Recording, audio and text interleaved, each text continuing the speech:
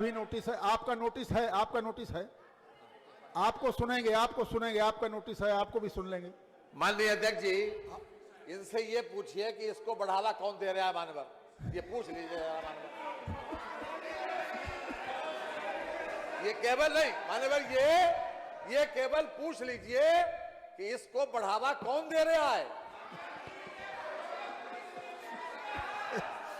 वर्मा जी आप बैठिए। एक ही बात को हालत बहुत खराब है। एक ही बात कांग्रेस को तो हम सुनेंगे। खराब है, पहले इनको बैठाइए तो बंद करनी पड़ हालत बहुत खराब है वहाँ का माननीय इसका मतलब स्थिति अत्यंत गोली चली है, आंसू गैस चले हैं, लाठी चले हम कह तो रहे हैं कि सुनेंगे। मृत्यु हो गई है। इनके ऊपर थोड़ा भी यही नहीं है। एक तो जब मैं खड़ा हूँ तो खड़ा नहीं होना चाहिए।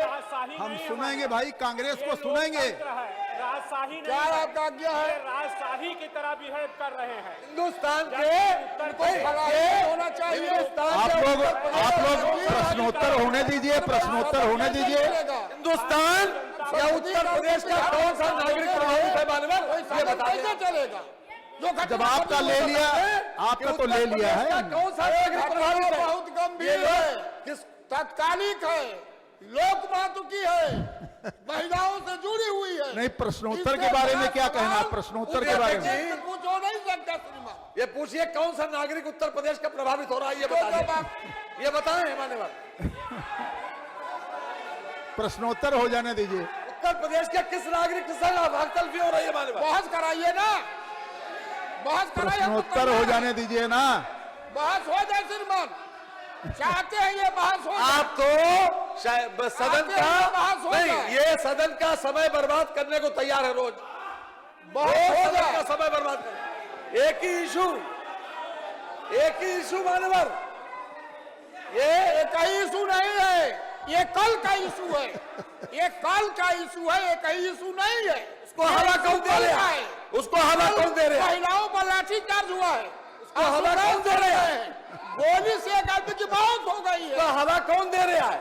इससे बड़ा बहुत कुछ हो नहीं सकता अध्यक्ष जी। आखिरकार प्रश्नोत्तर हो जाने दीजिए। बैठाइए तो उत्तर प्रदेश के नहीं, ये तो विराजमान हो। अभी कल ही एक हमको मिनट बैठ जाइए, एक मिनट बैठ कानून व्यवस्था जाइए, एक मिनट बैठ जाइए। ये प्रश्नोत्तर काल है। इस विषय पर कांग्रेस का सुस्पष्ट नोटिस प्राप्त हुआ है नियम 56 के अंतर्गत। जब नियम 56 आएगा कार्य स्थगन तो मैं उसको सुनूंगा। माननीय नेता विरोधी दल को भी हमने आश्वस्त किया कि जब नियम 56 आएगा तो सुनूंगा। वर्मा जी का एक अलग से है, मैं उसको भी सुनूंगा। वर्मा जी का इस पर नोटिस नहीं है। तो अब हम ये नहीं समझ पा रहे हैं कि फिर ये हंगामा किस बात को लेकर है। हंगामा किस बात को लेकर है? आप कुछ कहना चाहते हैं? ये तो अध्यक्ष जी हंगामा नहीं है, आपसे प्रार्थना है। इनका देख लीजिए, अभी कल ही हमको चाय पिलाए हैं, अभी कल ही चाय पिलाए हमको। किसको? आते आते छाती खोल दिए। आपको क्या पिलाया? ये इतना तो रखिए, नहीं, चाय पिलाए हैं तो उसकी मर्यादा भी तो रखें। और संसदीय कार्य मंत्री हैं, ये बिना दूध वाली चाय पियाए होंगे। जब आप उनको कहेंगे कि जो नेता विरोधी दल कोई माननीय सदस्य बोला तो संसदीय दल आपका क्या उस पर रोक है? तई खड़े होते हैं, तुरंत खड़े हो जाते हैं। अब आप जब चाय पी लिए तो खड़े तो हो जाएंगे। संसदीय कार्य मंत्री का रोल क्या होता है? हमारे मित्र हैं, तो चाय पीने के मारे गड़बड़ हुआ क्या? माननीय अध्यक्ष जी, मेरा सिर्फ एक अनुरोध है आपसे मानवर, आप नियमावली भी देख लें और परंपरा भी देख लें मानवर। कृपा करके नेता विरोधी दल को ये सोचना चाहिए कि आखिरकार एक विषय सदन में कितनी बार लाएंगे, नंबर एक। दूसरी बात, उत्तर प्रदेश के किस नागरिक का इसमें हकतलफी हो रही है कि क्यों उसको ये बढ़ावा क्यों दे रहे हैं मानवर? उसको बढ़ावा कहां से मिल रहा है? उसको बढ़ावा कहां से मिल रहा है? और रही बात मानवर, रही बात चाय पिलाने की मानवर, हम नेता विरोधी दल का वैसे सम्मान करते हैं। नहीं, चाय आपने जब पिलाई इनको तो सम्मान हमको करते हैं, क्यों नहीं लेकिन बुलाया? इनको हमको नहीं बुलाया आप। इनको मानवर इनको पीछे से चाबी कसी जाती है कि तुम हाउस में क्या कर रहे हो, ये क्या हो रहा है, तुम हाउस में क्या कर रहे हो। मानिए ये चाबी पहले मानवर वो चाबी मंगवा ले ताकि वो ताला खुल जाए वहां से।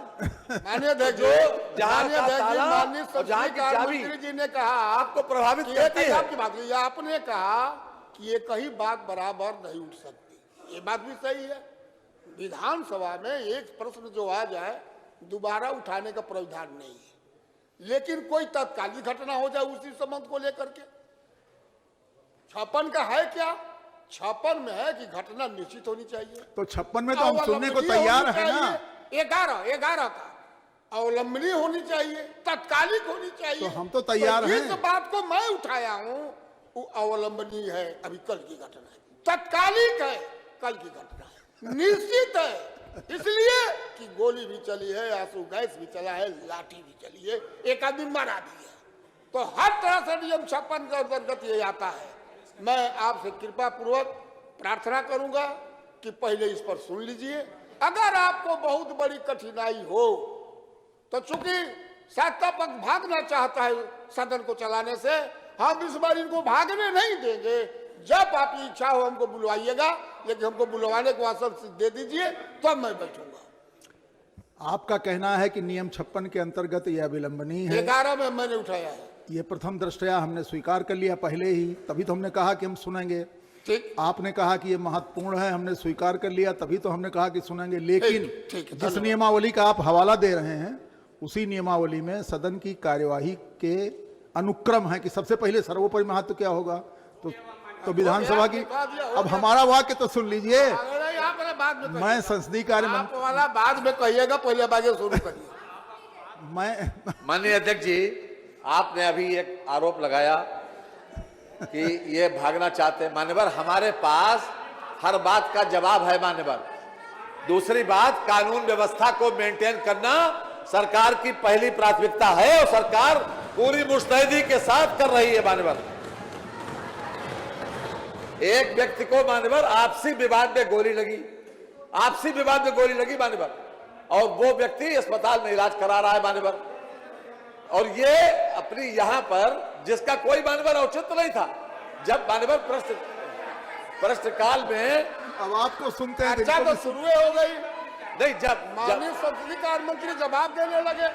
आप इसलिए दे रहे हैं कि कार्रवाई में आपकी बात आई, तो कार्रवाई में सरकार का पक्ष भी आना चाहिए। जी ने कहा कि ओम प्रकाश जी क्या कह रहे हैं? ओम प्रकाश जी, आपको आप अभी देने लगे, इसका मतलब आपने स्वीकार कर ली।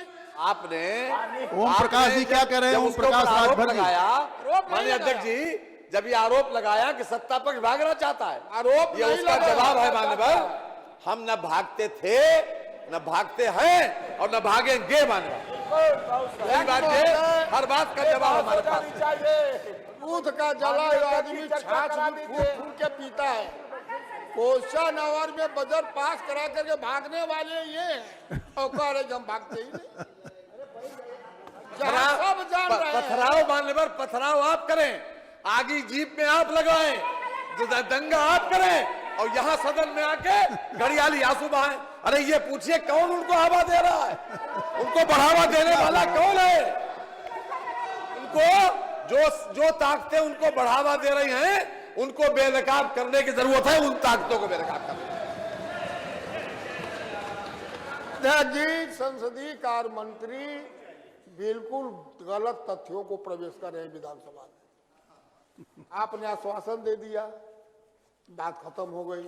हम यही कह रहे थे, इनको अपना विद्वता दिखाना है, इसलिए इनके बात को तोड़ने मरोड़ने के कारण जो प्रदर्शनकारियों के प्रति इनकी कोई हमदर्दी न होकर के गोली मारना सही बता रहे हैं, आंसू गैस सही बता रहे हैं, लाठीचार्ज सही बता रहे हैं।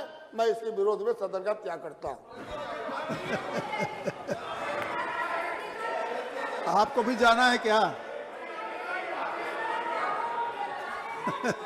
गलत है जिस तरह की घटना वहां पे हुई है, महिलाओं पे जिस तरह से लाठीचार्ज हुई है, वो आपका जब समय आएगा तब बोल लीजिएगा। जिस तरह के आरोप सदन में आपकी व्यवस्था देने के बाद माननीय संसदीय कार्य मंत्री जी लगा रहे हैं, वो बिल्कुल गलत। हम इसकी निंदा करते हैं। तो आपको जाना है? पार्टी बहिर्गमन करती है। ओम प्रकाश राजभर जी क्या कह रहे थे, बाद में कह लीजिएगा। माननीय अध्यक्ष जी, आज पूरे अलीगढ़ में प्रश्न लगा कर इंटरनेट आपका। सेवाएं बाधित है, महत्वपूर्ण तो है मान्यवर। अब बार बार ये आप तो जाएंगे नहीं। नहीं मान्यवर, भाई, हम लोग जाने वाले नहीं हैं। प्रश्न पर शुरू कराऊं। हम लोग यही रहेंगे। प्रश्न संख्या 1, माननीय संजय गर्ग जी, माननीय उमा शंकर जी, माननीय अतिरिक्त ऊर्जा स्रोत मंत्री जी।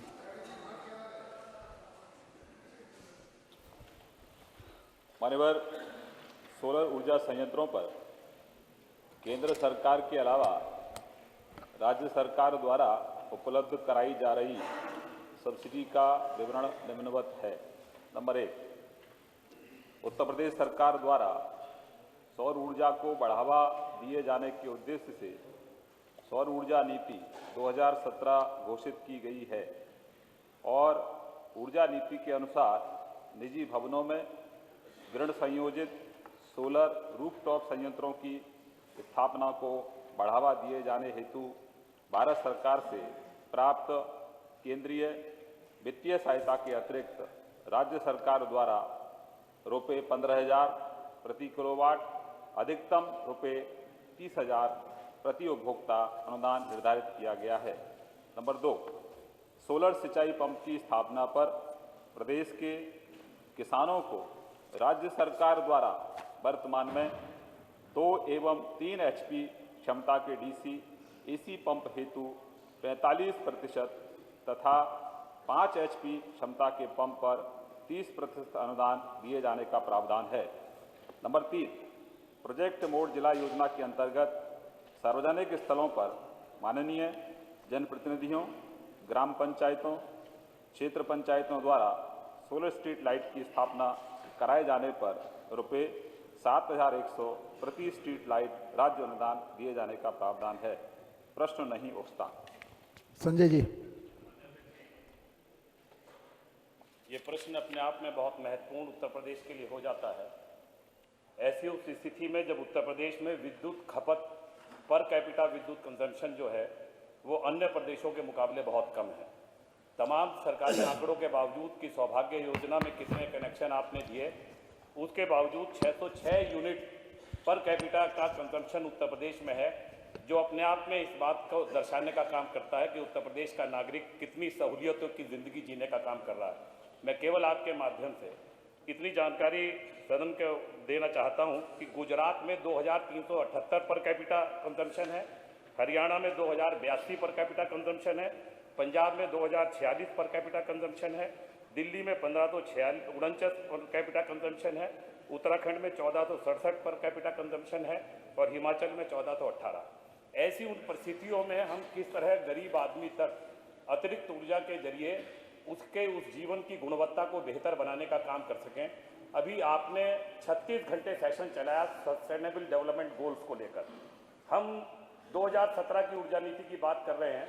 क्या ऊर्जा नीति के बारे में पुनर्विचार करते हुए हम किस तरह अतिरिक्त ऊर्जा को बढ़ावा देने का काम कर सकें?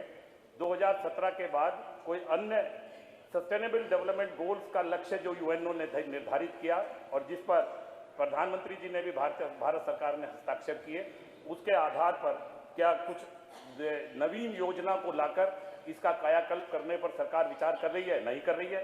नंबर दूसरा प्रश्न कि इस वित्तीय वर्ष में लोगों को कितने लोग 2017-18 में लाभान्वित इस योजना में हुए, कितने लोग 2018-19 में हुए और कितने लोग अभी तक 2019-2020 में सौर ऊर्जा के अंतर्गत जो वित्तीय सहायता दी जा रही है उसके अंतर्गत लाभान्वित हुए?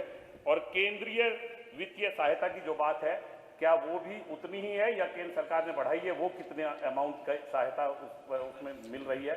ये मेरे आपके 3 प्रश्न हैं, बड़े विस्तीर्ण हो गए। माननीय ऊर्जा मंत्री जी। मान्यवर, मेरे विस्तार से जो सोलर रूफटॉप संयंत्र है उस पर क्या सरकार की योजना है उसका विवरण दिया है। नंबर 1 में सोलर सिंचाई पंप पर सरकार कितना अनुदान दे रही है, कितना केंद्रांश है, कितना राज्यांश है, इसका उल्लेख किया है। दूसरा, प्रोजेक्ट मोड जिला योजना के अंतर्गत सार्वजनिक स्थलों पर माननीय जनप्रतिनिधि द्वारा ग्राम पंचायतों, क्षेत्रों एवं पंचायतों द्वारा सोलर स्ट्रीट लाइट की जो स्थापना है उस पर राज्य का अनुदान क्या है उसका मैंने बहुत बारीकी से उल्लेख किया है। तो माननीय सदस्य के जो सवाल हैं उनका मैंने 1, 2, 3 तीनों में विस्तार से उल्लेख करते हुए राज्य अंशदान कितना है, केंद्र का अंशदान कितना है, बहुत विस्तार से मैंने आपको बताया है। जहाँ तक माननीय सदस्य ने कहा है कि प्रति व्यक्ति ऊर्जा की बात कर रहे हैं, हमारा प्रदेश ऐसा प्रदेश है श्रीमान कि जहाँ पर 1,25,00,000 ऐसे उपभोक्ता थे जो बिजली से दूर थे, जिनके घरों में बिजली थी ही नहीं। तो जब जिनके घरों में बिजली ही नहीं है तो बिजली का कैसे वो उपयोग करेंगे और कैसे उपभोग करेंगे? तो पहले घर घर बिजली पहुंचाने का लक्ष्य हमने तय किया है, सबके घर बिजली पहुंचा रहे हैं।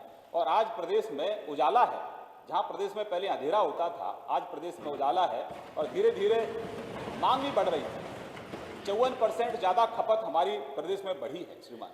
पहले गांव में बिजली आती नहीं थी और अब गांव से बिजली जाती नहीं है।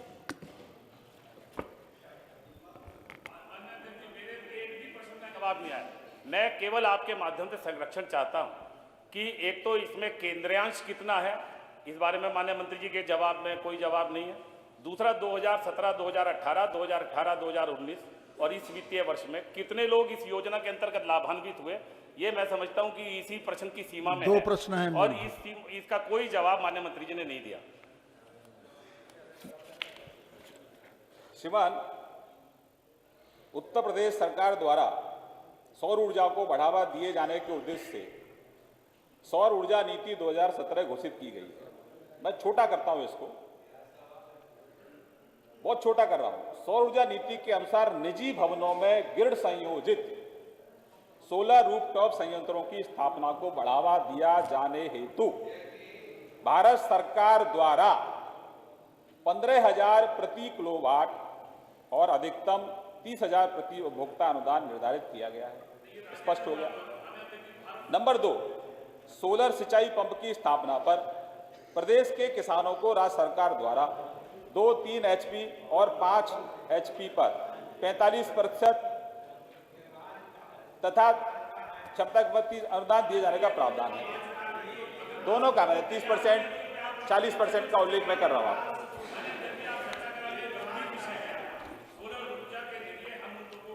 पहुंच सकते हैं जिन तक लाइट नहीं भी है, और अगर सुविधा देना चाहती है और सरकार की नीयत भी साफ है, हम मानते हैं कि सरकार देना चाहती है, पर अगर मंत्री जी तैयार होकर नहीं आए तो इस पर चर्चा करा लें।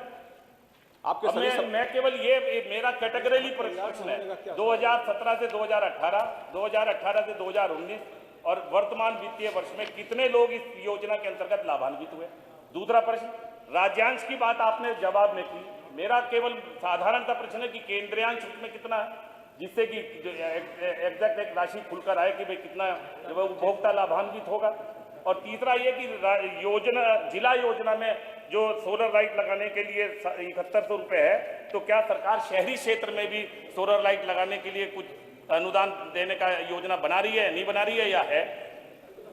श्रीमान, मुख्यमंत्री समग्र ग्राम विकास योजना 100% राज्य वित्त पोषित है।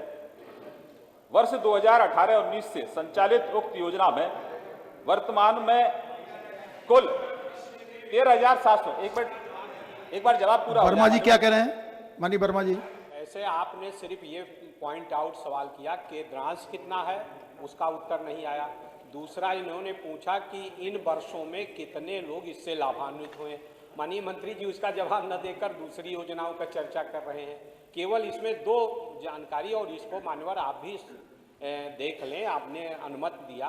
केवल केंद्रांश राज्य सरकार का 30,000 अधिकतम है, 15,000 और 30,000 अधिकतम। केंद्र का अंश कितना है, एक तो ये आ जाए। दूसरा, माननीय आपके माध्यम से जो इन्होंने सवाल किया कि इन वर्षों में 3 वर्ष का इन्होंने किया, तीनों वर्ष का ना सही तो 17, 18, 18, 19, 19वीं, इन 3 वर्षों में इससे कितने लोग लाभान्वित हुए, केवल 2 प्रश्न इन्होंने पूछा है, इसका जवाब माननीय मंत्री जी नहीं दिया। शिवान, मैं ये बाद वाला तो ऐसा नहीं लगता वर्मा जी की विस्तीर्ण ज्यादा है, अमूल प्रश्न से उसका संबंध नहीं। केंद्रीय अंश कितना है ये बता दी। आपका जो मूल सवाल है उसमें आपने पूछा है। हाँ, उमा शंकर जी, मैं जवाब दे दूं माननीय संजय जी का, उसके बाद। माननीय अध्यक्ष जी, आभारी हूँ आपका, क्योंकि केवल अगर हम इस विस्तृत उत्तर पर न आए, केवल मूल प्रश्न की हम बात करें तो हमारा और आदरणीय गर्ग साहब आप दोनों बैठे बैठे बात कर रहे हैं, अभी भी नेता प्रतिपक्ष और संसदीय कार्य मंत्री आपस में बात करके क्या बाधा नहीं डाल रहे? हमारा और माननीय गर्ग साहब का केवल उद्देश्य ये है, उमाशंकर जी पूछ रहे हैं। माननीय अध्यक्ष जी, क्योंकि प्रश्न ये था कि क्या अतिरिक्त ऊर्जा स्रोत मंत्री जी बताने की कृपा करेंगे कि प्रदेश में बढ़ती ऊर्जा की मांग के दृष्टिगत और वैकल्पिक ऊर्जा को बढ़ावा देने हेतु सोलर ऊर्जा संयंत्रों पर केंद्र सरकार भी राज्य सरकार भी वर्तमान वित्तीय वर्ष में 30% से सब्सिडी देगी। हमारा था कि जब कोई आदमी स्थापित करेगा तो उसके संयंत्रों पर, और माननीय मंत्री जी का उत्तर क्या आया है कि आपका उत्तर आया है प्रोडक्शन पे। जो आपने इसमें उत्तर दिया है कि राज्य सरकार जो छूट देती है, उन्होंने दिया है कि वित्तीय सहायता अतिरिक्त राज्य सरकार द्वारा 15,000 प्रति किलोवाट, अधिकतम 30,000 रुपया प्रति किलोवाट अनुदान निर्धारित है। और प्रश्न चूंकि था कि हमें इस ऊर्जा स्रोत को बढ़ावा देने के लिए इसमें अधिक से अधिक लोग भाग लें या वो इसकी व्यवस्था करें, उसके लिए जब अपना संयंत्र स्थापित करेंगे तो क्या राज्य सरकार केंद्र सरकार के अतिरिक्त 30% सब्सिडी देगी? बहुत सीधा सीधा प्रश्न है माननीय अध्यक्ष जी। तीन चीजें हैं बहुत स्पष्ट से। केंद्र का अंश पूछ रहे हैं, ये सब मैंने केंद्रांश और राज्य अनुसार दोनों की बात की है श्रीमान। अगर आप पहले उसमें देखें नंबर 1 में, तो जो आप वर्मा जी थोड़ा पढ़ लें, आप तो बुद्धिजीवी हैं, नंबर 1 को पढ़ लीजिए ना। केंद्रांश राज्यांश दोनों है इसमें। केंद्र अंश के अतिरिक्त आपने जो सवाल पूछा उसका जवाब मैं दे रहा हूं श्रीमान। राज्य का अनुदान कितना है और केंद्र का अनुदान कितना है, दोनों का मैंने नंबर 1 में उल्लेख किया है। नंबर दो में जो सोलर पंप की व्यवस्था है श्रीमान, सोलर पंप पर राज्य अनुदान इसमें केंद्र का अंश नहीं है ना आपके उत्तर में। आप देखिए इसमें लिखा केंद्र राज्य सरकार द्वारा। माननीय अध्यक्ष जी, मैं एक बार और विस्तार से बता दूं कि भी बात का सही उत्तर नहीं आ पाया, माननीय सदस्यों की भी बात का सही उत्तर नहीं आ पाया। आप भी जो जानना चाहे मनोहर जब तो नहीं कर दे रहे हैं तो आवश्यक है कि प्रतिपक्ष को हर सवाल में बीच में इसको जो है इसको स्थगित कर दें, जरूर करनी होती है इनको, इसको स्थगित कर दें, मतलब एजेंडा को डाइवर्ट करने में बहुत इसको स्थगित कर दे प्रश्न को, बाद में इसका उत्तर सही आ जाएगा। बीच में खड़े होते हैं, स्थगित कर दें। सरकार का कोई मंत्री खड़ा होता है तो बीच में बोलते हैं। हाँ, उत्तर दीजिए। सुन लीजिए, पढ़ने का स्वभाव आपका है नहीं, कम से कम सुनने की आदत डाल लीजिए, क्योंकि अब आपको 25 साल सुनना है। अरे आप गलत बताएंगे तो कोई सुनेगा? मान्यवर, नंबर 1 में मैंने निवेदन किया है, सोलर रूफटॉप संयंत्र की स्थापना को बढ़ावा दिए जाने हेतु भारत सरकार से प्राप्त केंद्रीय वित्तीय सहायता के अतिरिक्त राज्य सरकार द्वारा माननीय संजय जी, आप बहुत बुद्धिजीवी हैं, आप समझ में आ रही है आपको, लेकिन आप समझकर भी समझना नहीं चाहते हैं, वो अलग विषय है। हो तो हम समझ लेंगे। मैंने विस्तार से जवाब दिया मानो। दूसरा, सोलर पंप पर क्या बोल रहे हैं? MNRI द्वारा अनुमोदित जो लागत है वो DC यानी कि 1800 वाट यानी कि 2 HP पर अनुदान एवं कृषक अंश की धनराशि, केंद्र का अनुदान श्रीमान 34,051 है, यानी कि 30%। केंद्र का, अब तो केंद्र की बात आ गई। एक बार सुन लीजिए संजय जी, सुन लीजिए। अब तो दूसरा राज्यांश, अरे भाई सुन लो भैया, राज्यांश है 51,076 रुपए यानी कि 45%। स्पष्ट हुआ जी? यानी कि योग अनुदान का हो गया 85,127 यानी कि 75%, और किसान को जो देना है वो देना 25%, यानी कि 2 HP का अगर किसान सोलर पंप लगाता है तो केंद्र कितना दे रहा है, राज्य कितना दे रहा है, इसका उल्लेख किया है। और इसमें किसान को 25% केवल देना है, यानी कि 75%। ठीक है, आ गया उत्तर। राज्य और अब तो उत्तर आ गया संजय जी, मैं केवल आपका संरक्षण चाहता हूँ। अब तो उत्तर आ गया। मक्खन निकालने के लिए बहुत मथना पड़ता है तो ये ये केवल जवाब जो है आपने सोलर पंप का दूसरा, आपके माध्यम से संजय जी, मिला, एक मिनट, आप मान्य सारे अध्यक्ष। सवालों का जवाब दे लो परंतु जो निजी भवनों में ग्रिड संयोजित सोलर रूफटॉप संयंत्र के लिए राज्य सरकार के राज्यांश की बात की गई है। आप क्या मैं कह रहे हैं? आपके माध्यम से संरक्षण मानते हुए उसमें केंद्रीयांश की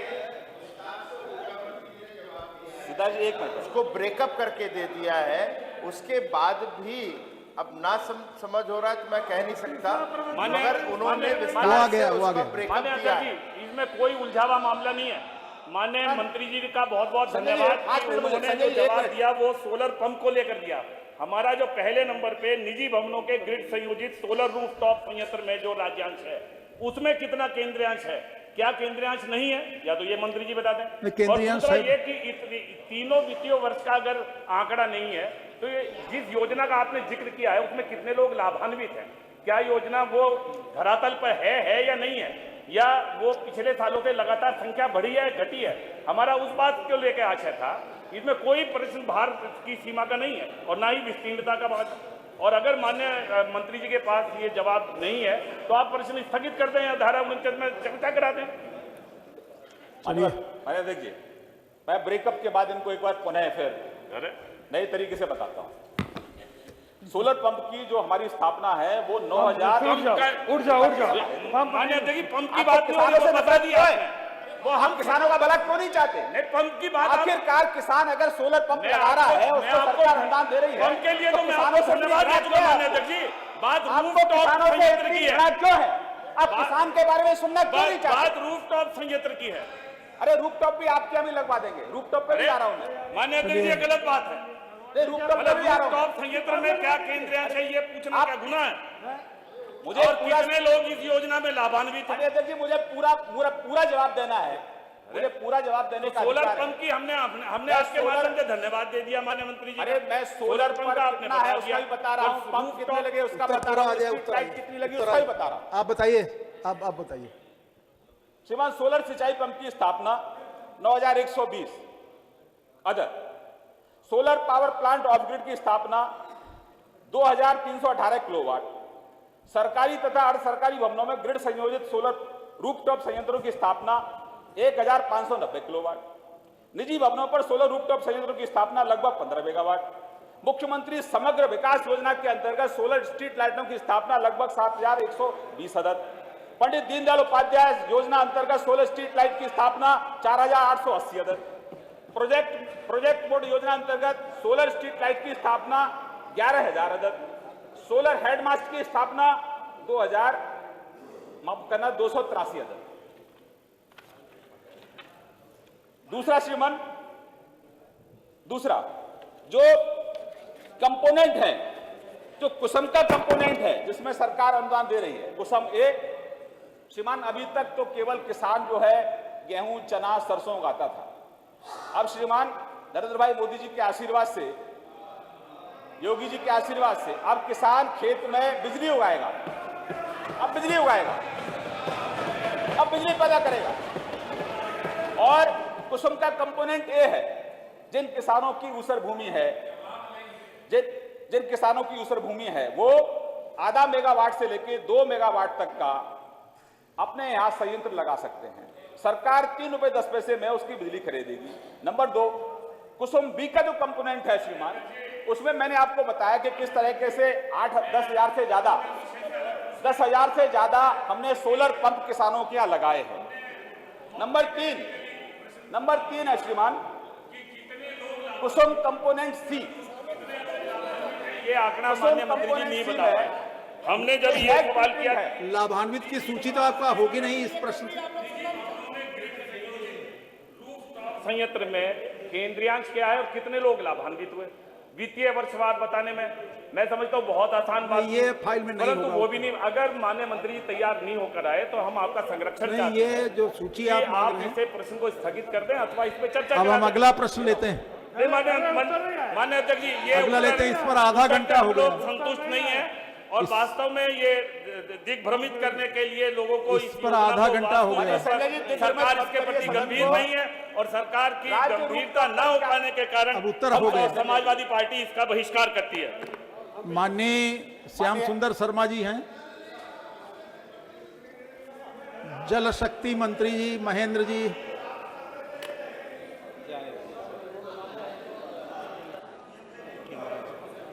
माननीय का के उत्तर में जी हाँ, खा के उत्तर में गंगा नदी और उसकी 10 सहायक नदियों यमुना, हिंडक, काली, रामगंगा, गोमती, सही, घाघरा, केन, राप्ती तथा बेतवा नदियां हैं और इसमें सही, केन, राप्ती एवं बेतवा नदी के तट पर स्थित नगरों को छोड़कर शेष नदियों के तट पर स्थित नगरों में यथा जनपद प्रयागराज, कन्नौज, बुलंदशहर, हापुड़, कानपुर, मुरादाबाद, वाराणसी, मथुरा, उन्नाव, इटावा, कासगंज, सुल्तानपुर, जौनपुर, मिर्जापुर, फिरोजाबाद, बागपत, फर्रुखाबाद, गाजीपुर, बरेली, आगरा, मुजफ्फरनगर, मेरठ तथा लखनऊ में नमामि गंगे कार्यक्रम के अंतर्गत योजना बनाकर क्रियान्वित की जा रही है, जिसमें सीवरेज योजना व गैर सीवरेज योजना, सीवरेज उच्चीकरण का कार्य, सीवरेज अवरोधन व परिवर्तन के कार्य, सीवरेज जल शोधन संयंत्र का निर्माण, पुनरुद्धार, घाटों की सफाई एवं पुनरुद्धार, शमशान घाटों का निर्माण, वृक्षारोपण, प्रदूषण संबंधी प्रयोगशालाओं का निर्माण एवं पुनरुद्धार तथा जन जागरूकता कार्यक्रम के आयोजन संबंधी कार्य कराए जा रहे हैं। प्रश्न नहीं उठता।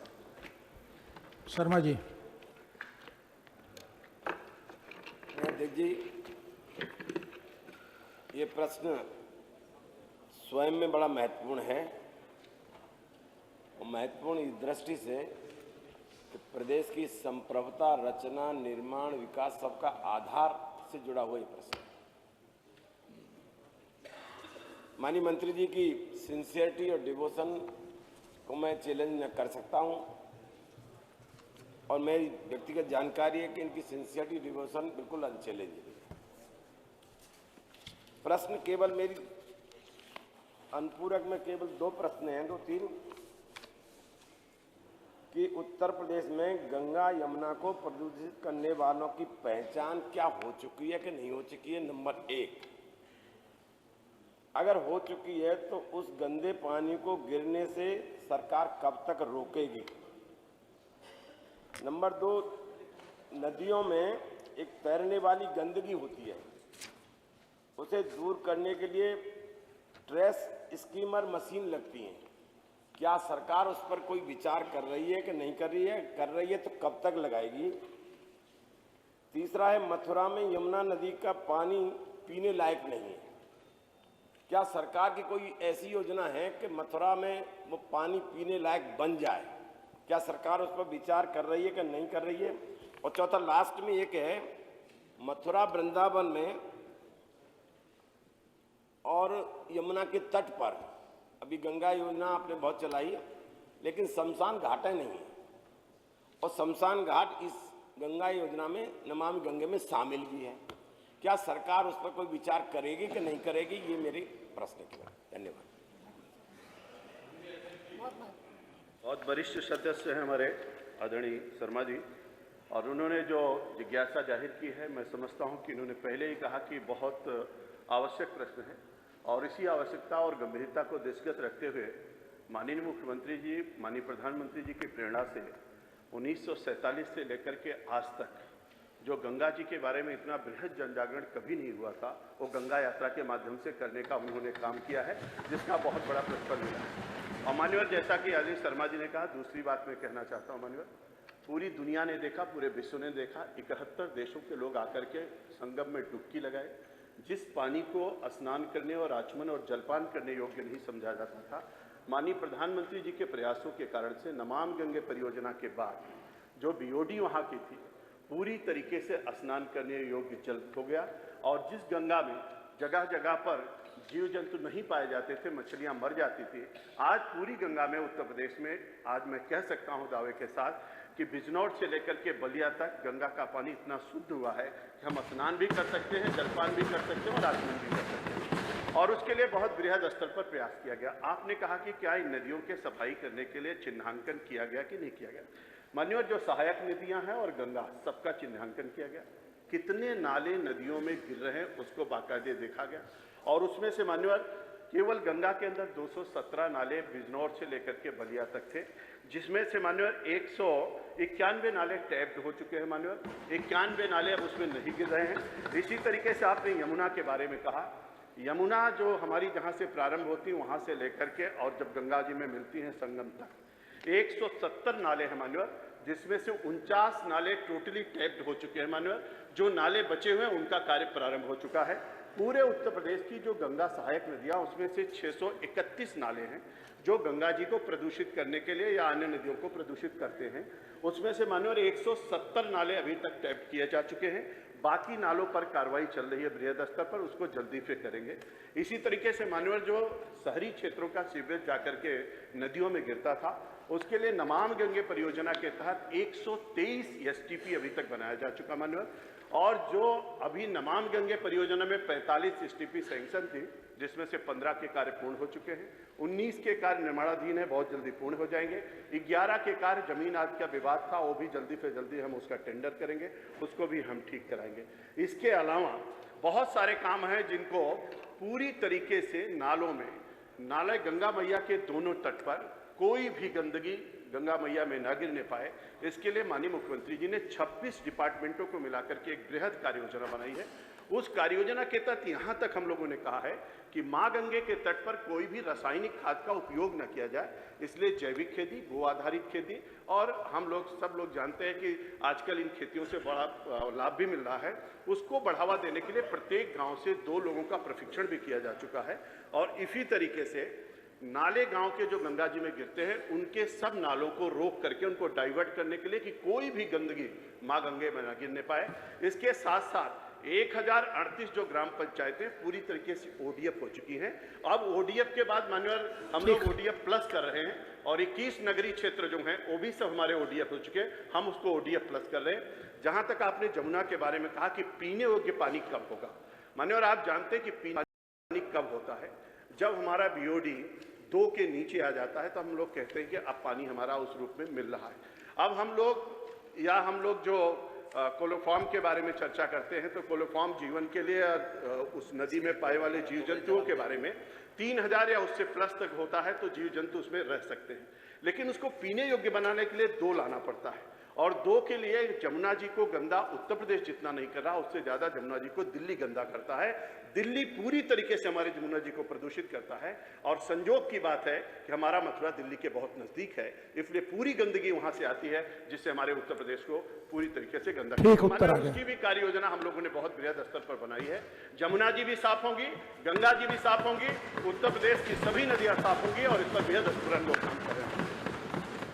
मनीष शर्मा जी, उत्तर तो आपका कार्य योजना का प्रश्न था, कार्य योजना विस्तार से बता दी गई। हम 100% संतुष्ट हैं, उत्तर से ऐसा कुछ नहीं है। हम तो आपसे आग्रह करना चाहेंगे कि इस तरह के अप्रोप्रिएट आंसर अगर मिले तो इनका भी भला और हमारा भी भला। लेकिन ठीक है, अनर्गल प्रलाप होने लगते हैं कि 25 साल सुनना है, 50 साल सुनना है। 25 साल से ज्यादा गिनती नहीं जानते हो आप लोग? हम तो ये जानते हैं 25 साल नहीं, तुम 100 बरस 200 बरस राज करोगे यहाँ, और इसलिए करोगे कि तुम बैठोगे, तुम्हारी संतानें बैठेंगी यहाँ, तुम्हारे नाती पंती बैठेंगे यहाँ। समुद्र के मंथन के बाद जितना अमृत निकला था वो सब तुम पी गए, और जहर निकला हम पी गए। श्रीमती सुषमा पटेल जी हैं। तो अध्यक्ष जी, केवल हमारा शमशान वाला मथुरा वृंदावन बहुत इम्पोर्टेंट स्थान है, फ्लोटिंग पॉपुलेशन बहुत है। शमशान घाट के बारे में अगर हमारी जिज्ञासा है, अगर मंत्री जी कुछ उत्तर दे दें। शमशान घाट तो आपके प्रश्न में है नहीं, बिल्कुल मैं उत्तर दे रहा हूँ। शमशान घाट कम में दीजिएगा उत्तर। जी माननीय, उत्तर कम में मैं 60 में दे देता हूँ माननीय। अभी तक गंगा के तट पर कुल 78 शमशान घाट नमामि गंगे परियोजना के तहत जो नए बनाए जा रहे हैं माननीय, जिनका कार्य लगभग पूरा हो रहा है। और जमुना जी के किनारे भी जहां कहीं शमशान घाट नहीं है, उसको भी हम लोग लिए हुए। पूरे जमुना जी के तट पर इसी तरीके से शमशान घाट का निर्माण हम लोग करेंगे। आधुनिक शमशान घाट का निर्माण किया जा रहा है, जिससे किसी प्रकार का प्रदूषण गंगा मैया और जमुना मैया में न होने पाए। दोनों की दृष्टि से हम लोग काम करेंगे। ठीक शर्मा जी, प्रश्न संख्या नथी खा का 1, श्रीमती सुषमा जी। माननीय पशुधन मंत्री जी। जी हाँ, वर्ष 2019 में कुल 9,261 गौवंशों की मृत्यु स्वाभाविक रूप से हुई है। गौवंश की मृत्यु स्वाभाविक रूप से हुई है, अतः किसी के विरुद्ध कार्रवाई नहीं की गई है। उपरोक्तानुसार प्रश्न नहीं उठता। सुषमा जी। माननीय अध्यक्ष जी, गौ आश्रय स्थलों में गौवंश की मृत्यु के संबंध में इस विधानसभा में जो उत्तर प्रस्तुत किया गया है वह पूरी तरह से सतही है और गलत है और पूरा सदन इससे सहमत नहीं हो सकता। माननीय, मेरा इस प्रश्न को पूछने का उद्देश्य यही था कि गौ माता का संरक्षण करना हम सभी की जिम्मेदारी है। माननीय मुख्यमंत्री जी इस पर गंभीर हैं और प्रतिवर्ष गौ संरक्षण पर सैकड़ों करोड़ों रुपए खर्च किए जा रहे हैं, लेकिन इस विभाग के संबंधित अधिकारी इस विधानसभा में यह उत्तर दिलवा रहे हैं कि वर्ष 2019 में अर्थात एक साल में कुल 9,261 गायों की मृत्यु हुई है और वह सभी मृत्यु स्वाभाविक है, अर्थात कोई बीमारी से नहीं मरा है, कोई कुपोषण से नहीं मरा है और कोई अव्यवस्था से नहीं मरा है। तो मैं माननीय मंत्री जी से इस पर 3 अनुपूरक प्रश्न पूछना चाहती हूँ। मेरा पहला प्रश्न है माननीय मंत्री जी से कि गौ आश्रय गृहों में गौवंश के स्वास्थ्य की देख रेख की जिम्मेदारी पशुधन विभाग की है, तो क्या जुलाई 2019 में प्रयागराज में, मार्च 2019 में नोएडा में तथा अयोध्या व मिर्जापुर में एक साथ बड़ी संख्या में पशुओं की जो मृत्यु हुई थी उसकी मेडिकल रिपोर्ट तथा मृत्यु का विस्तृत विवरण माननीय मंत्री जी सदन को उपलब्ध कराएंगे? मेरा दूसरा प्रश्न है माननीय मंत्री जी से कि प्रति गौ आश्रय सरकार प्रतिमाह या प्रतिदिन कितना धन उपलब्ध कराती है तथा गौशालाओं पर किए गए खर्च की मॉनिटरिंग कौन करता है? और मेरा तीसरा सवाल माननीय मंत्री जी से है कि जुलाई में 2019 जुलाई में प्रयागराज में समाचार पत्रों में बड़े पैमाने पर छपा था कि एक दिन में गौशाला में एक दिन में 35 गायों की मृत्यु हुई। इसी प्रकार जनपद अयोध्या में लगभग 50 से अधिक गायों की मृत्यु हुई और इसी प्रकार जनपद मिर्जापुर में बड़ी संख्या में गायों की मृत्यु हुई और वो भी due to lack of proper arrangement के अभाव के कारण मृत्यु हुई। माननीय अध्यक्ष जी और माननीय मुख्यमंत्री जी ने बड़ी मात्रा में इस पर बड़ी कार्रवाई भी की थी और इस विभाग के संबंधित अधिकारियों पर लगभग 8 अधिकारियों को सस्पेंड किया था। अगर माननीय मुख्यमंत्री जी की यह कार्रवाई सही है, माननीय मुख्यमंत्री जी ने यह कार्रवाई सही की थी जो और इस विधानसभा में जो इस विभाग के संबंधित अधिकारियों द्वारा जो उत्तर दिया गया है कि जो सभी गौवंश की मृत्यु हुई है और वह सभी मृत्यु स्वाभाविक थी, अतः किसी पर कोई कार्रवाई नहीं की गई है।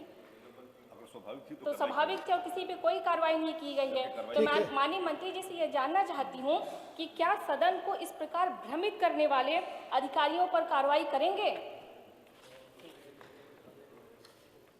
माननीय अध्यक्ष जी,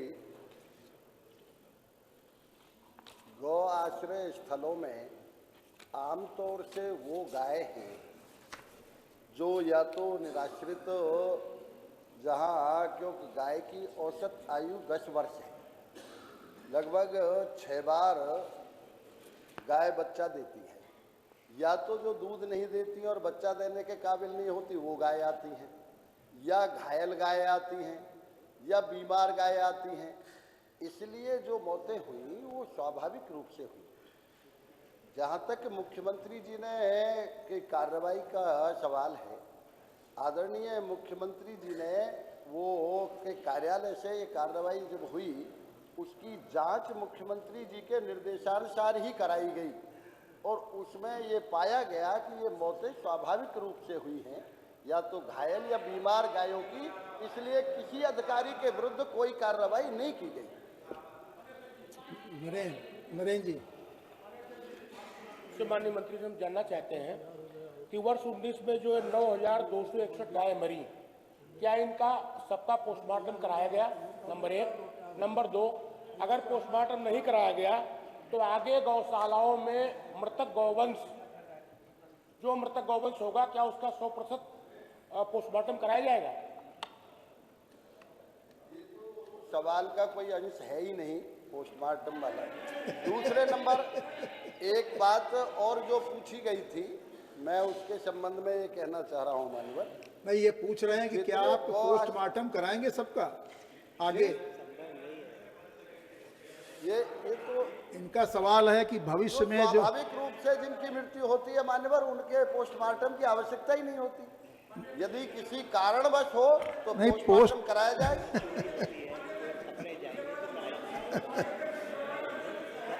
आपने कहा स्वाभाविक मौत है। मेरा कहना है कि गाय हमारी आश्रय स्थल पर मर रही है या गौवंश मर रहा है, तो आप पोस्टमार्टम काहे नहीं करा रहे हो? कभी तो मालूम हुआ कि नेचुरल मौत है, कभी तो मालूम हुआ कि नेचुरल मौत है या दुर्घटना से या भुखमरी से मौत है, बीमारी से। पर आप थोड़ा हाईलाइट कर दीजिए। यदि नेचुरल मृत्यु है तो आवश्यकता नहीं, और नेचुरल नहीं है तो उसका जरूर पोस्टमार्टम कराया जाए। ये कह रहे हैं कि नेचुरल का पता या नेचुरल का पोस्टमार्टम से लगेगा, ये पूछ रहे हैं आपसे। मानी बताइए। केवल गौ माता की जय बोलना ही धार्मिक अनुष्ठान नहीं होता है। मैं माननीय मंत्री से कहूँगा, ये बहुत संवेदनशील प्रकरण है, इस पर विचार होना चाहिए और सब लोग समवेत रूप से, इसमें पक्ष विपक्ष की भूमिका नहीं होनी चाहिए। और इसमें जो है कुत्ते नोच नोच के खा रहे हैं, कहीं कहीं कुत्ते नोच के खा रहे हैं, कोई देखने वाला नहीं है। इस पर जो है व्यवस्था होनी चाहिए। मेरे जैसा आदमी बिल्कुल इसको जो है ये करेगा। और माननीय अध्यक्ष जी, मैं अपने यहाँ बताऊँ, आप पूछ लीजिए, कुछ पूछना हो। पूछ रहा हूँ अध्यक्ष जी। नहीं, इसमें हमारी सरकार की तरफ से व्यवस्था 30 रुपए पर पशु हुआ है, जरूर हुआ है, लेकिन निगरानी करने वाले, सेवा करने वाले लोगों की व्यवस्था नहीं हुई है। तो मैं प्रार्थना करता हूं आपसे, आप हम लोगों के संरक्षक हैं, मैं प्रार्थना करता हूं, धार्मिक मुद्दा है, भारत माता की जय, गौ माता की जय केवल वाणी तक नहीं होना चाहिए, चरित्र से झलकना चाहिए और उनके निगरानी के लिए, खिलाने के लिए सम्यक व्यवस्था होनी चाहिए। और मैं सुझाव भी देता हूं अपने पशुधन मंत्री जी को, आप लोग इस पर विचार करिए बैठकर, हम लोग नहीं, आप प्रश्न कर लीजिए सुरेंद्र जी। प्रश्न मनरेगा के ब्लॉक पर सफाई कर्मी होते हैं, नहीं आपको नियुक्ति करना है तो ब्लॉक पर सफाई कर्मी होते हैं, अस्थायी रूप से गौशालाओं को संरक्षण देने के लिए, गऊ खिलाने के लिए 5-5, 7-7 की संख्या में लगा दीजिए, पैसा भी नहीं लगेगा, कम से कम गौ मरेगी नहीं। ये मेरा सुझाव है और आपसे प्रार्थना है कि सरकार को आप आदेशित करिए कि गौ माता की सुरक्षा के लिए सम्यक पैसा व्यवस्था के साथ साथ सेवा करने वाले लोगों की भी नियुक्ति की जाए। मेरा आपसे प्रार्थना है, यही कहते हुए बात को रुकता हूँ। माननीय अध्यक्ष जी, माननीय मंत्री जी अनुभवी मंत्री हैं। यदि एक भी केस की कोई ये जानकारी किसी माननीय सदस्य को हो, एक किसी भी गौ आश्रय स्थल में कुत्ते गाय को नोच के खा रहे थे, तो मैं अभी जांच कराने को तैयार हूँ। यदि सड़क पे कोई दुर्घटना में गाय मर गई और उसे कहीं कुत्ते नोच के खा रहे हो तो मैं नहीं कह सकता। एक भी गाय यदि किसी भी गौशाला में ऐसी हो जिसको कुत्ते ने नोचा हो, एक बात। दूसरी बात, माननीय सदस्य ने एक बात कही थी, एक गौ माता की जय बोलने से और उससे नहीं, ये तो उत्तर प्रदेश का सौभाग्य है। एक आज जब गौ पे संकट था उस समय गोरक्ष पीठाधीश्वर इस प्रदेश के मुख्यमंत्री बने। मैं स्वयं भी गौपालक हूँ, मैं भी गौ पालता हूँ, मेरे घर पे आज गौ पाली जाती हैं। इसलिए ये भावना से भी नहीं, भावना के साथ साथ इसको कर्म में भी हमने बदला है। आज से पहले, सरकार से पहले किसी ने 1 रुपया कभी किसी गाय के भरण पोषण के लिए नहीं दिया। पहली बार 5.5 लाख गायों को आज 30 रुपये प्रतिदिन के हिसाब से भरण पोषण दिया जाता है। इसलिए हम व्यवहार में और कर्म में इस सरकार के में गौपालन है। माननीय अध्यक्ष जी,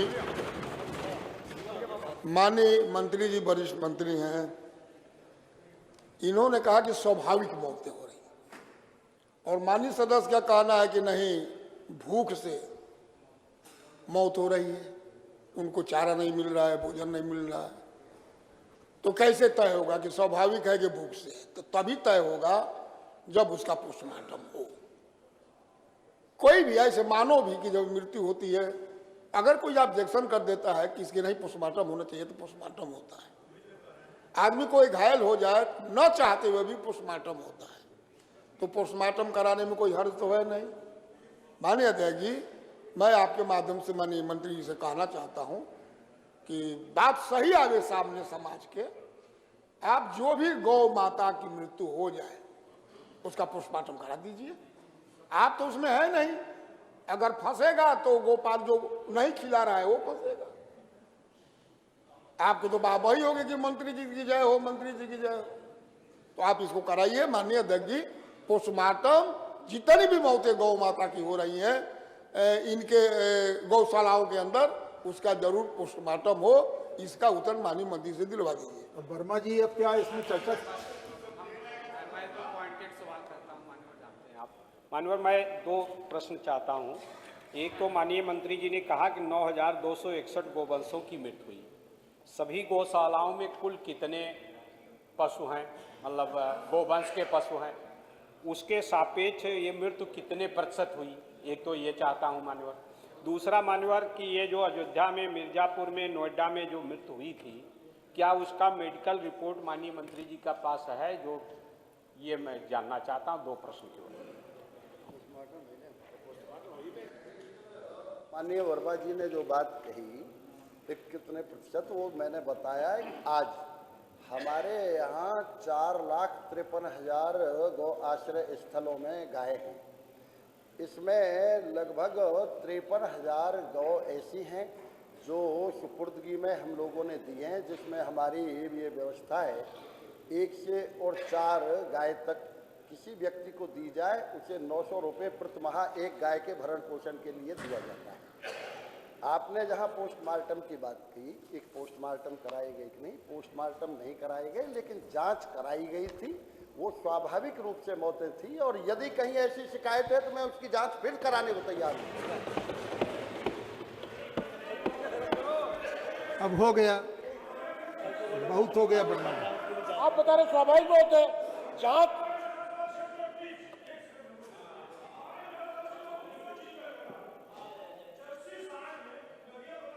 मत, मैं ओरिजिनल सिचुएशन बता रहा हूं। एक जर्सी सांड ने 3 भैंसों पे अप्राकृतिक रूप से यौनाचार किया, 3 भैंसें मर गई। आदमी अगर आदमी यही करता तो संविधान में कानून है उसको फांसी की सजा। बैठे। लेकिन सांड ने भैंस प्रश्न संख्या 2, 1-1 लाख की भैंसें, प्रश्न संख्या 2 मर गई जबरदस्ती, सांड के जोर जबरदस्ती। आप बैठिए, आप बैठिए, मेरा आपसे, आप कृपया बैठिए, आप कृपया बैठिए, आप बैठिए। प्रश्न संख्या 2 माननीय पशुधन मंत्री जी, प्रश्न संख्या 2 अजय कुमार जी का है। प्रश्न संख्या 2। माननीय अध्यक्ष जी, पशुपालन विभाग द्वारा संबंधित आंकड़े संकलित नहीं किए जाते हैं, लागू नहीं होता। शांत रहिए, कृपया शांत रहिए, उत्तर सुनिए, शांत रहिए।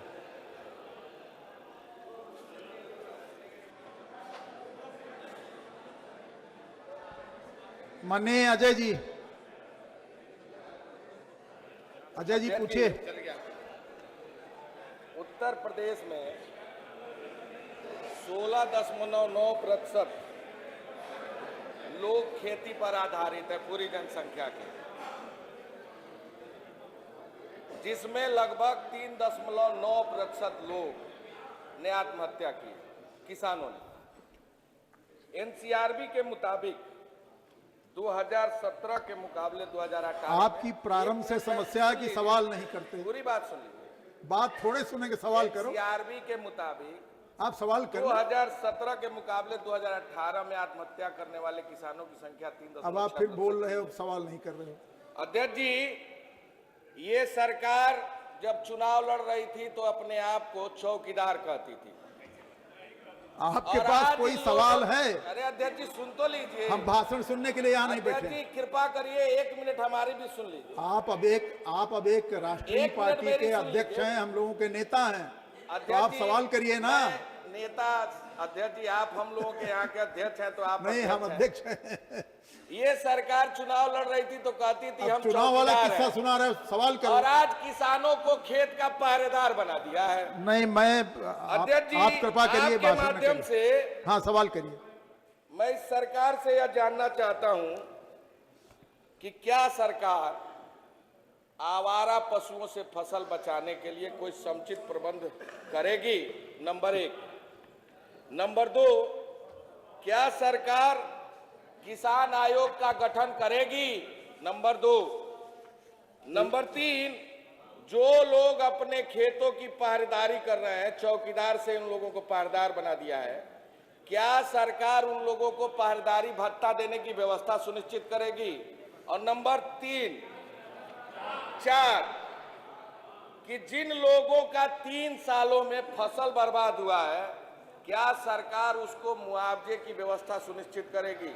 मैं 44 जिले घुमा हूं अध्यक्ष जी। आवारा अब ये ना बताओ, सवाल आ गया? किसान आज पूरी तरह हताश निराश है। अरे भाई सवाल करने दे। 4 सवाल के जवाब दे दें। मंत्री जी। माननीय अध्यक्ष जी, पशुधन विभाग से इसका कोई संबंध ही नहीं है।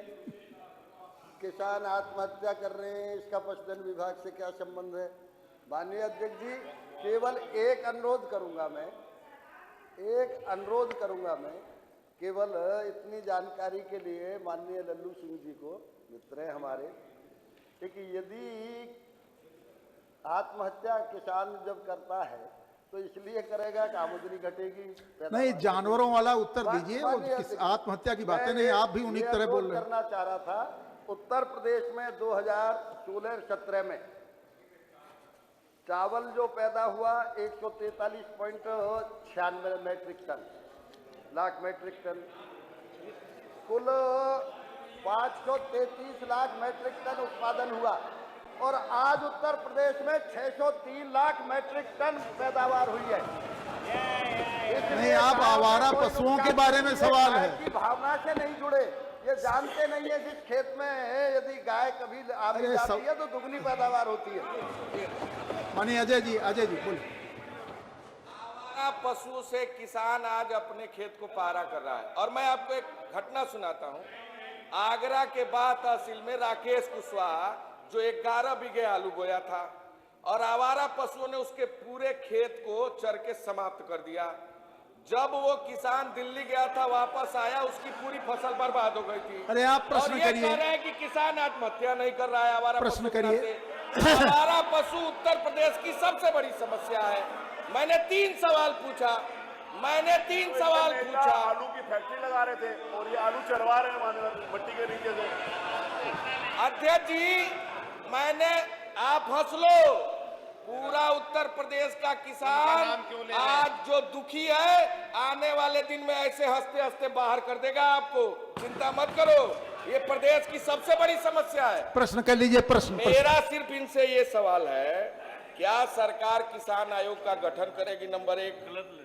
नंबर 2, जो लोग किसान आयोग उससे भिन्न बात है। अध्यक्ष जी, मैंने तो आवारा पशुओं से समस्या, आवारा पशुओं पर आप पूछिए, आवारा पशुओं पर आप पूछिए। दूसरा ये है, जो लोग अपने खेतों की पहरेदारी कर रहे हैं, क्या उसके लिए सरकार कोई भत्ता का प्रावधान लाने की व्यवस्था करेगी? नंबर 2। और नंबर 3, जिन लोगों के फसल 3 साल में बर्बाद हुए हैं, क्या उसके लिए सरकार कोई मुआवजे का प्रावधान करेगी? बस 3 सवाल का जवाब दे दीजिए। बिंदुवार बता दीजिए, बिंदुवार तीनों का उत्तर।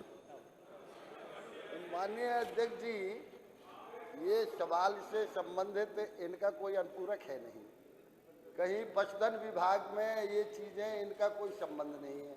अब मैं इनका क्या जवाब दूं? मैंने कहा कि 3 साल में उत्तर प्रदेश की पैदावार कम से कम 22-23% नहीं, वो आवारा पशुओं से रोकथाम के बारे में पूछ रहे हैं और आप उत्तर दे रहे हैं उसका फसल के आंकड़ों का।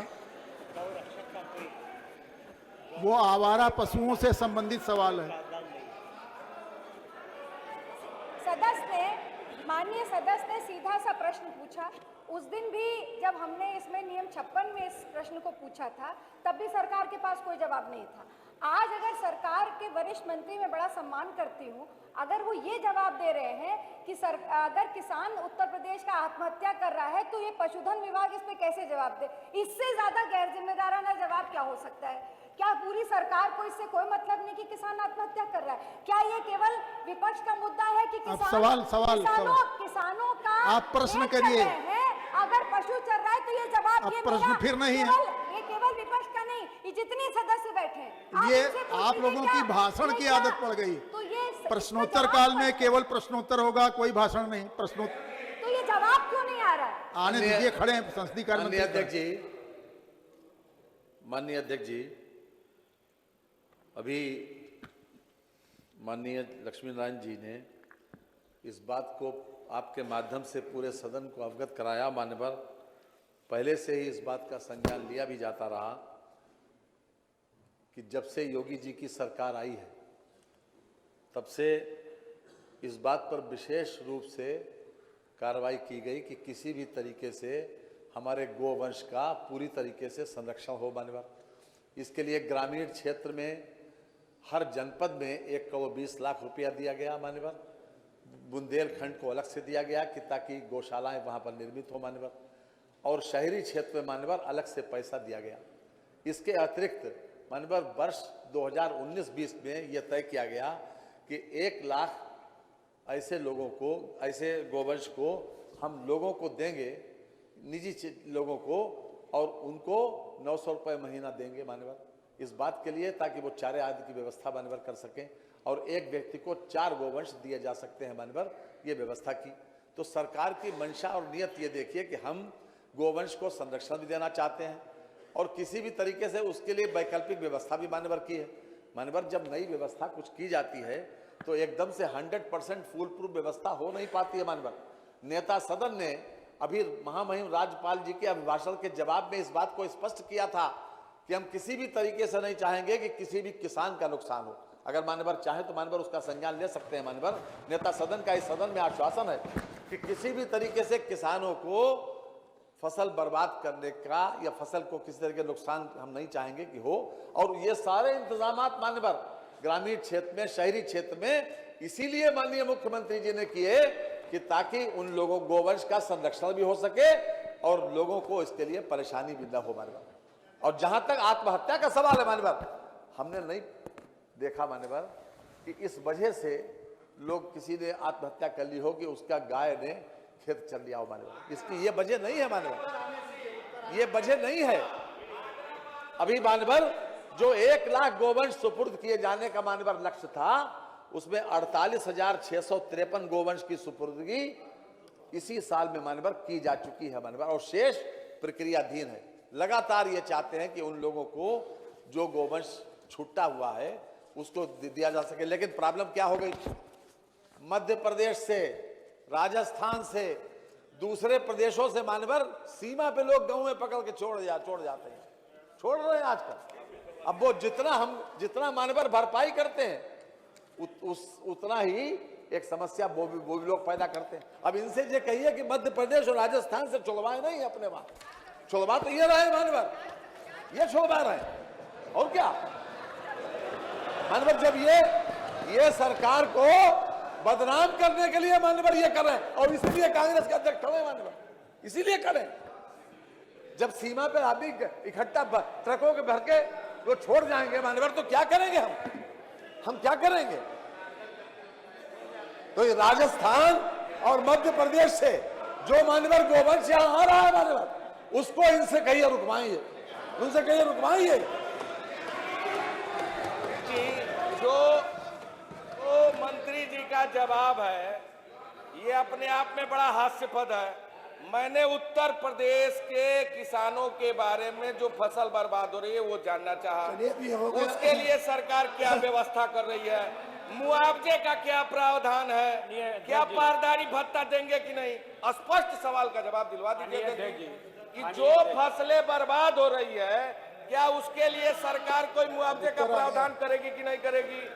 क्या अब अगला सवाल लेते हैं, वर्मा जी अगला सवाल लें, अगला सवाल ले लें। मानिए एक प्रश्न, अब अगला सवाल लेते हैं।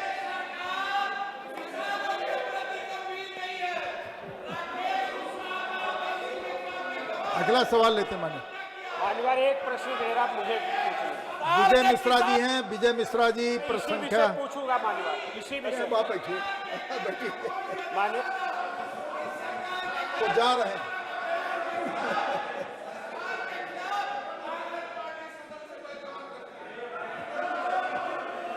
आप भी जाएं क्या, आप जाएंगे तो नहीं। माननीय अध्यक्ष जी, माननीय अध्यक्ष जी,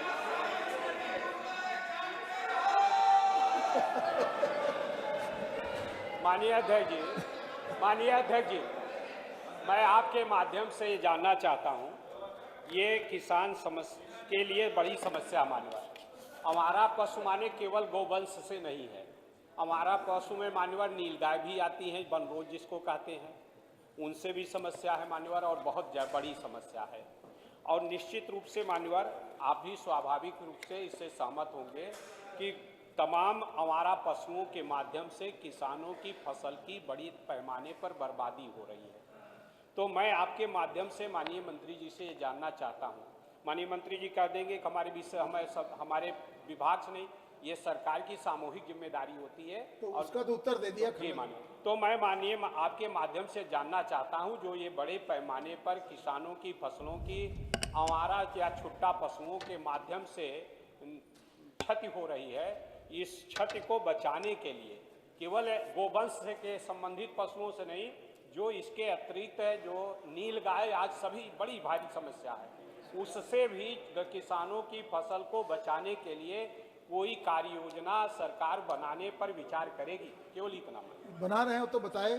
संसदीय कार्य मंत्री जी बता चुके हैं। देखिए, संसदीय कार्य मंत्री खुदे प्रश्न खड़ा कर दिया। इन्होंने कहा कि जब से योगी जी की सरकार आई है तब से हम ये व्यवस्था कर रहे हैं। तो जब से योगी जी की सरकार आई है तभी से तो समस्या भी आई है। जब से योगी जी की सरकार आई है तभी से समस्या भी आई है। दूसरी बात श्रीमान कि ये बहुत बड़ा सवाल है, ये पहले कभी नहीं थी, पहले कभी नहीं थी, पहले कभी नहीं थी, पहले कभी नहीं थी, पहले कभी नहीं थी, कभी नहीं थी, पहले कभी नहीं थी। बैठिए बैठिए। केवल आप जो है समस्या, आप बैठे, आप जो है समस्या, आप बैठे, आप बैठे, आप बैठे, बैठे। माननीय अध्यक्ष जी, नहीं, ये तरीका ठीक नहीं है, आप लोगों का ये तरीका ठीक नहीं है। वो केवल खड़े हुए थे, आप चिल्लाने लगे, तो आप उनकी बात सुन पाए? क्या कहे? हम भी नहीं सुन पाए, तो ये ठीक नहीं। पूछकर जब कोई बात कहनी हो तो पूछ लिया करिए। आप क्या कह रहे हैं? मैं ये कह रहा था कि ये समस्या आई है जब ये सरकार आई है तब, और ये ठीक है।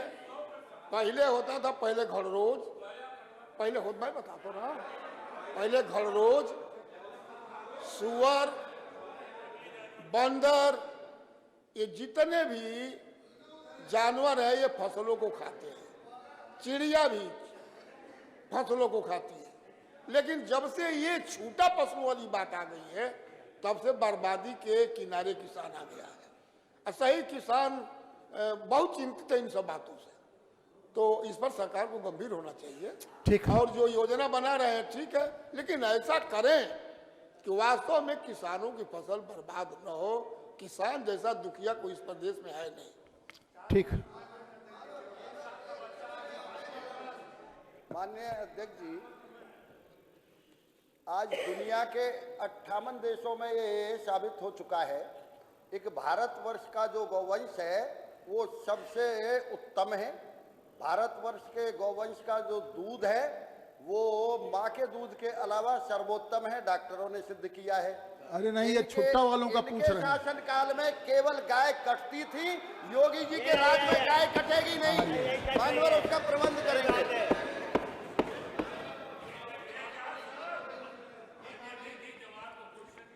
विजय मिश्रा जी हैं। अगला प्रश्न श्री, अगले प्रश्न में, हाँ, संजय जी का है। ठीक। माननीय चिकित्सा और स्वास्थ्य मंत्री। अरे पढ़ तो ले, पहले कुछ तो पढ़ ले हैं। बड़ा लंबा उत्तर है आपका, आपका उत्तर बड़ा लंबा है। पूरा पढ़े ना। प्रदेश की बढ़ती हुई जनसंख्या देश व प्रदेश की गंभीर समस्याओं में से एक है। प्रदेश की बढ़ती हुई जनसंख्या स्थिर किए जाने के उद्देश्य से प्रदेश में परिवार नियोजन कार्यक्रम 1950 के दशक से चलाया जा रहा है, जिसके अंतर्गत परिवार को सीमित रखने हेतु स्थायी एवं अस्थायी विधियां सेवा केंद्रों पर निःशुल्क प्रदान की जाती है।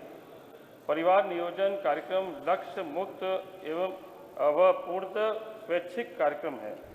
कार्यक्रम का मुख्य उद्देश्य सकल प्रजनन दर में कमी लाना है। वर्तमान में प्रदेश की सकल प्रजनन दर NFHS 4 वर्ष 2015-16 के अनुसार 2.7 है, जिसे वर्ष 2020 तक 2.1 के स्तर तक लाना है। जनसंख्या पर नियंत्रण हेतु सरकार द्वारा प्रदेश में परिवार नियोजन कार्यक्रम के अंतर्गत निम्नलिखित गतिविधियां संचालित की जा रही है। अस्थायी विधियां, महिला नसबंदी, लेप्रोस्कोपिक दूरबीन, मिनी लैब द्वारा पुरुष नसबंदी, नो स्कैल्पल वैसेक्टोमी NSV। प्रत्येक माह की 21 तारीख को पुरुष नसबंदी NSV दिवस का आयोजन तथा समस्त जनपदों में 21 नवंबर से 4 दिसंबर तक पुरुष नसबंदी पखवाड़ा के आयोजन किया जा रहा है। चिन्हित इकाइयों पर नसबंदी सेवाएं नियमित दिवस पर FDOS के माध्यम से आयोजित किया जा रहे हैं। अस्थायी विधियां, महिलाओं के लिए खाने वाली गोलियां, प्रतिदिन माला N, साप्ताहिक छाया, आकस्मिक इमरजेंसी कॉन्ट्रासेप्टिव पिल, IUCD, कॉपर टी, प्रसव पश्चात गर्भ समापन पश्चात सेवाएं, PPIUCD अथवा PAIUCD। चिन्हित इकाइयों पर उपलब्ध नवीन गर्भ निरोधक में डिम्पा इंजेक्शन अंतरा, सेंटोक्रोमन गोली छाया। पुरुषों के लिए निरोध, home delivery of contraceptive scheme के अंतर्गत लाभार्थी के घर तक आशा के द्वारा ग्राम स्तर पर गर्भ निरोधक सामग्रियों का विपणन।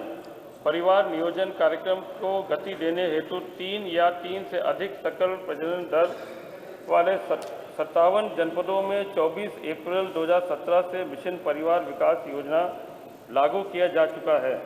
परिवार नियोजन कार्यक्रम प्राइवेट सेक्टर की सहभागिता बढ़ाने के उद्देश्य से वेब पोर्टल के माध्यम से हौसला साझेदारी योजना संचालित की जा रही है।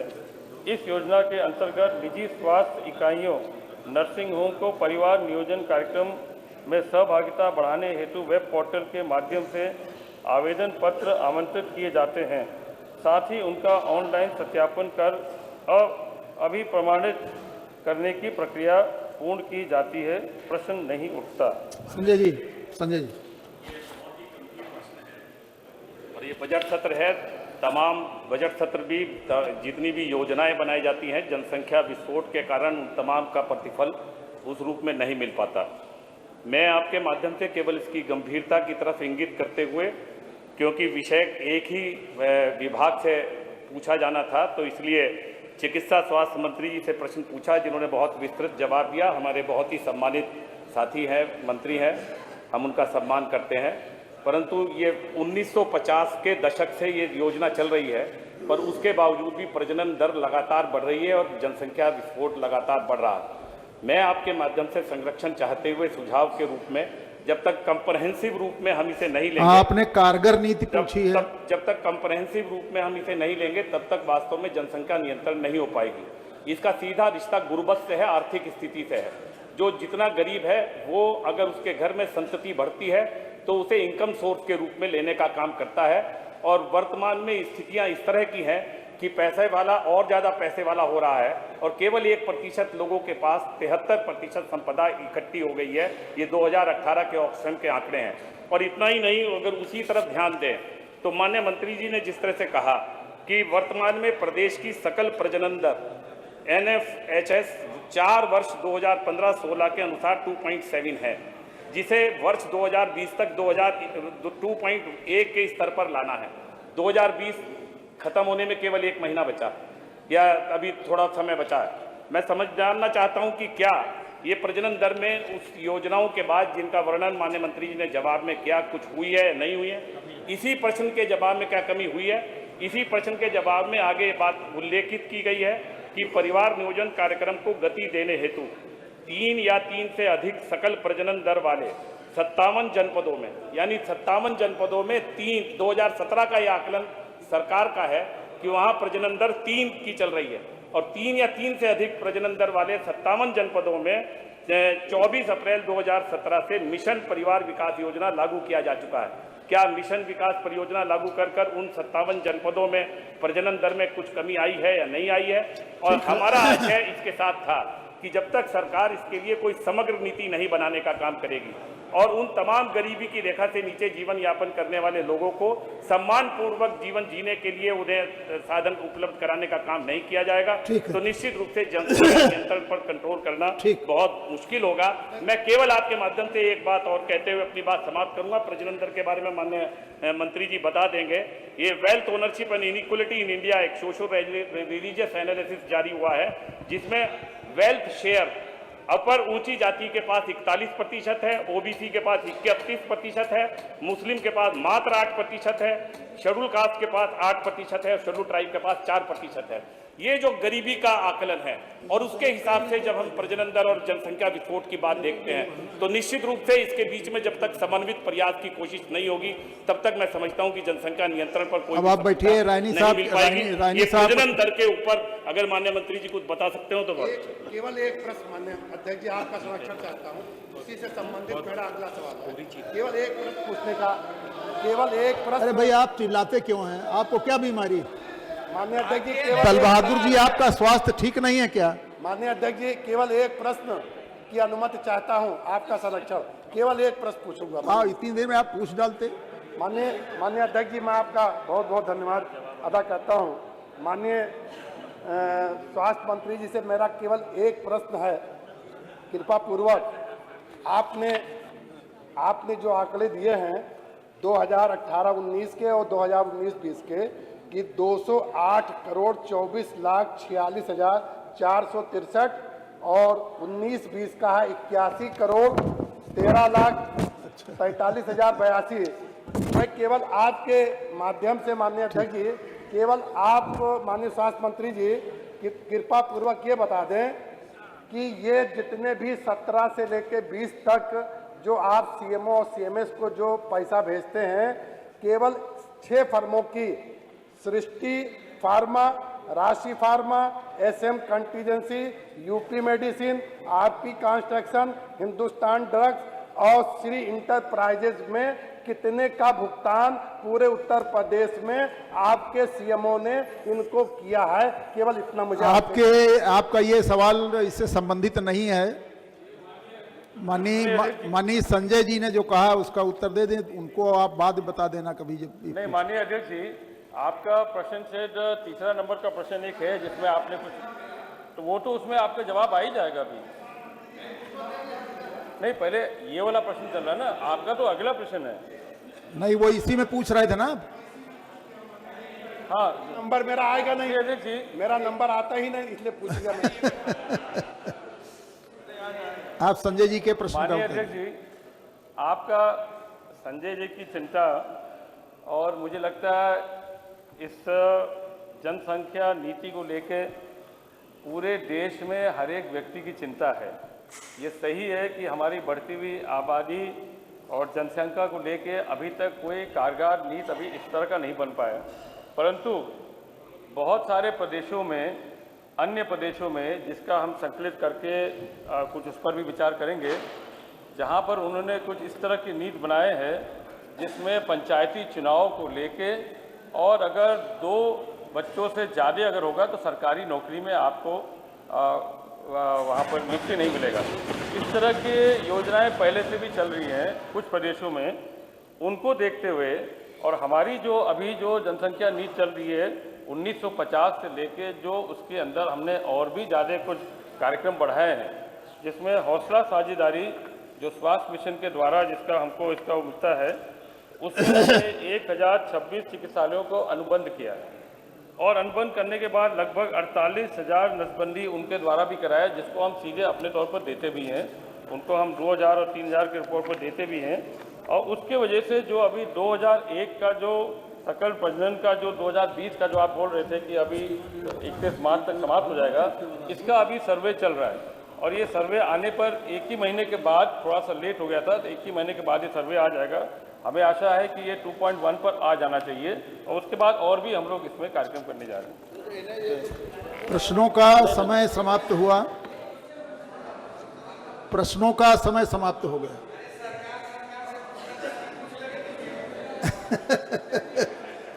नहीं, अब प्रश्न हम नहीं अनुमति देते। आप माननीय मंत्री जी से मिल लेना। मैं कहे दे रहा हूं कि आपका वो जो प्रश्न होगा वो अपने कार्यालय में आपको चाय पिलाने के बाद उत्तर दे देंगे।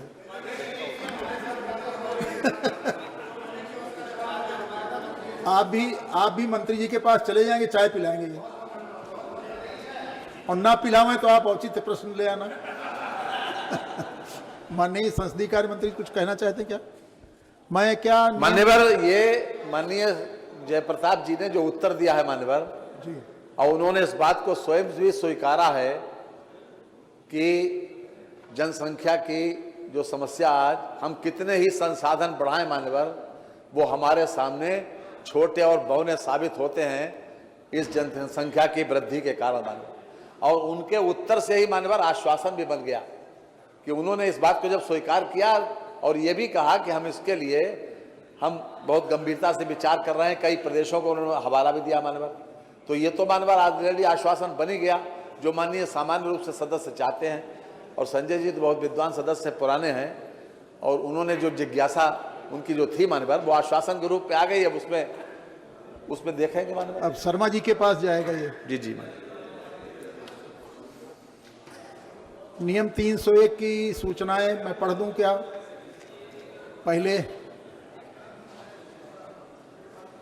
श्री उमाशंकर सिंह जी, डॉक्टर संगीता बलवंत जी, अगेश राम शरण वर्मा जी, अनिल सिंह जी, डॉक्टर राधा मोहन जी, वीर विक्रम सिंह प्रिंस, डॉक्टर नीरज बोरा, शैलेंद्र यादव जी, नरेंद्र वर्मा जी, संजय प्रताप जायसवाल जी, रमेश मिश्रा जी, श्रीमती राजबाला जी, अमन मणि त्रिपाठी जी, सावित्री कठेरिया जी, सुरेश श्रीवास्तव जी,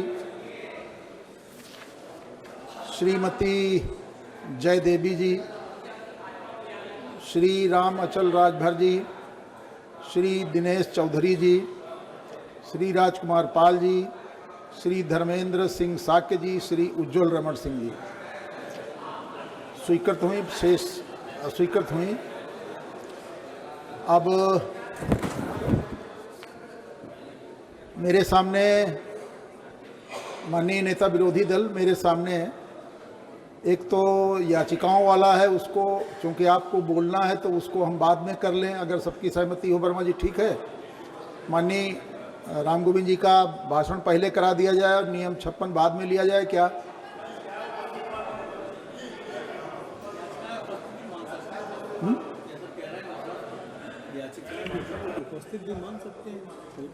हाँ हाँ, तो एक से कितना